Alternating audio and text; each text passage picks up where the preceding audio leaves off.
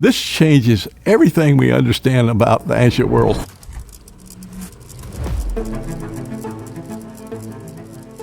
Gilbert Grosvenor, the founding editor of National Geographic, made the statement, "If the Ark of Noah is ever found, it will be the greatest archaeological discovery in history.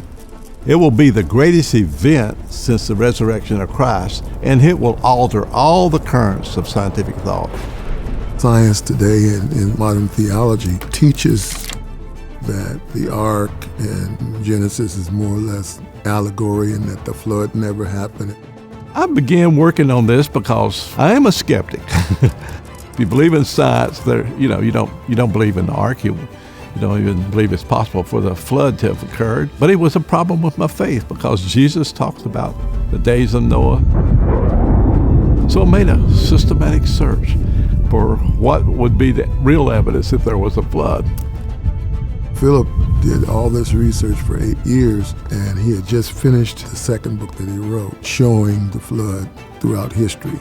The same time that he actually finished the book, it was announced Noah's Ark was found. In 2008, on the top of Mount Ararat, and this ancient wood structure was discovered. I was absolutely astounded when I heard this announcement. It was matching exactly the same as my study of the Ark of Noah.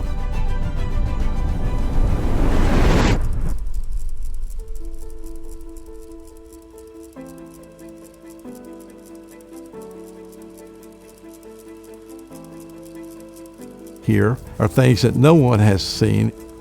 One thing I'm looking, because I'm skeptical, I'm saying, is there any evidence that this was actually built on the mountain? And if it was, it's such a massive structure, it would have required roads and there would be evidence of construction materials. There's nothing of the sort. Archaeologists have noted these migrations that come from around this area of this mountain, and they go to different parts of the ancient world and the Chalcolithic and the early Bronze Age. This time period actually matched the types of ceramics and artifacts that we have in this ancient wood structure. I can look at the pottery immediately and I realize it's from the right period. The truth is in the details. And the more we study and the more we see, the more convinced we become.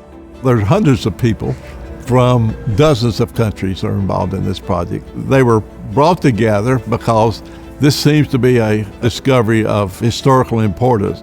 It's almost like you've got a cloudy vision. You can just see a few shadows. And then you put that good lens on it and everything comes into clarity. The more you learn about it, the more real this becomes to you. Believers, we should be the first ones to examine this thing in our spirit and our heart and support it because it's a sign of God being real. And Noah's Ark is real.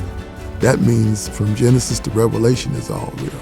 The big problem is the fact that, like everything else, archaeology is driven by funding. And so that's a part of this that has to be done for the world to really, really see what has been discovered. The timing is now. This is the best time to get involved right now.